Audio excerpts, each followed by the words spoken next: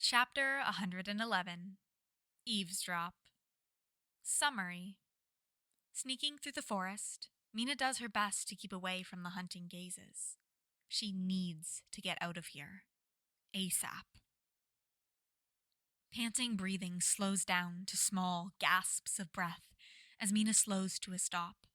She'd been running through the forest for a few minutes now, and there's no sign of the man. When she last glimpsed him, before her focus narrowed down to getting away, he was just standing there, grinning with a psychopathic glint in his eyes. Still, she wanted to be sure she was far away from him before relaxing. Taking deep breaths, Mina calmed her racing heartbeat and surveyed the area. There was no sign of anyone around. The forest just as eerily quiet as it had been when she first arrived. Looking up, she can see the ceiling is slightly more sloped down than before, meaning while she hadn't been running right at the wall, she was at least close to parallel to it. Good. That was good. She's that much closer to getting out and either finding her family or getting geared up to bust back in and find her family. Her fingers itched for the comforting grip of her scythe as she walks towards where the wall should be. And when grass brushed against her ankles where her socks had ridden down, leaving them feeling exposed, she longed for her suit. But it was fine.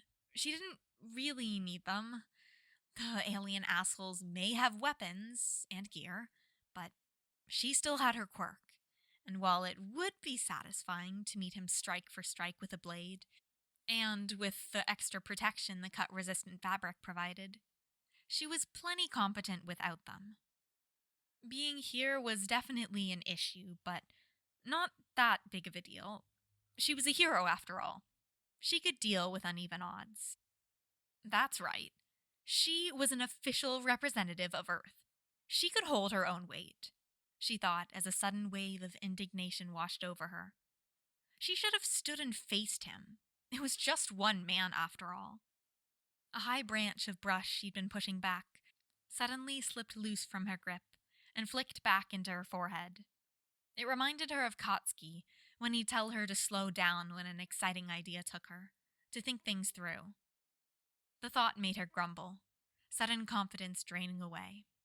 It was annoying, but he was usually right. She wished he was here right now, or any of her other space family. She was alone, and she's just woken up from a drug-induced sleep, and a crazy guy wants to kill her. One who looked like he was in charge of the military here, and was definitely combat trained. Probably with years more experience than her entire class combined. Plus, he was fully kitted out to hunt her, including weapons he knew expertly how to use.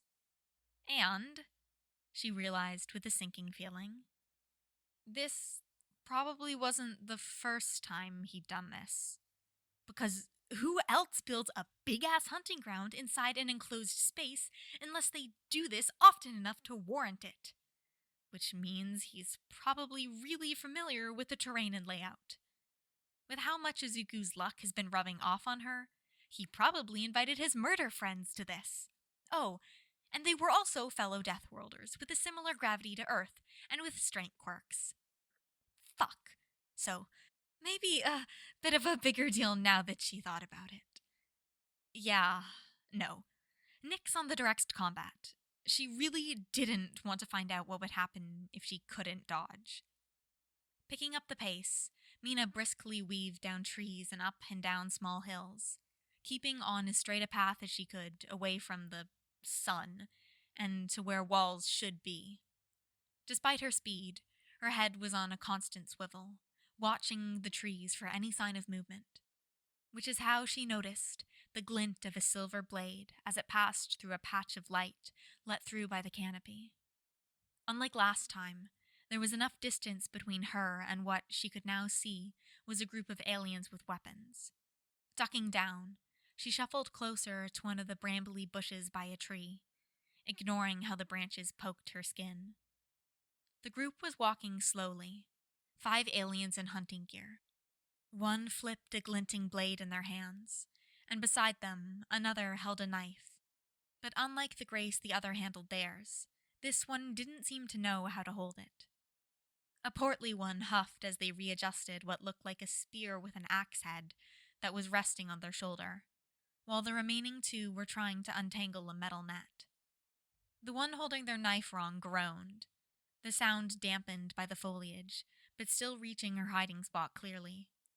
The portly one shot them a look, but they didn't pay her any mind, instead speaking. "This is boring. I thought the hunts were supposed to be more interesting."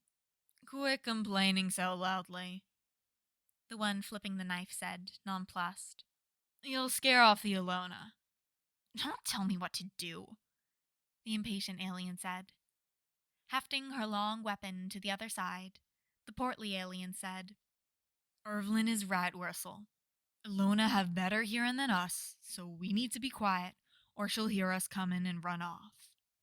"This is why you should have done a home hunt first.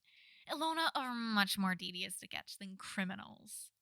"But this is the first time we've gotten Alona in years," the complaining one, Wurzel, said, exasperated.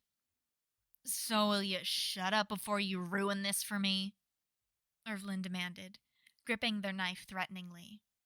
"One of the other parties is gonna get the kill with all your shouting, dipshit." A sinking feeling flitted through her gut.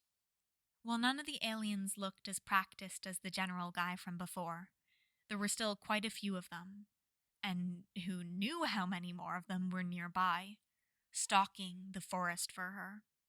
From the sounds of it, it's just her here.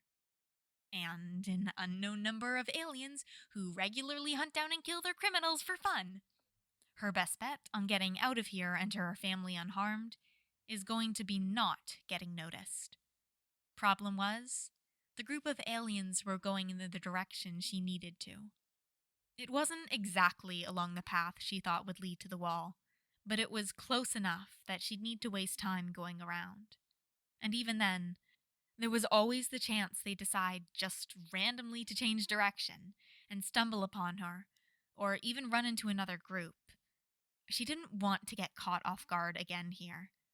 But if she stayed, trailed just behind the group, out of sight and earshot, she got the feeling that the different parties weren't exactly working together, which meant that they'd probably avoid each other to hunt for their own glory. So, if she stuck by one group, it might just help her avoid all the others.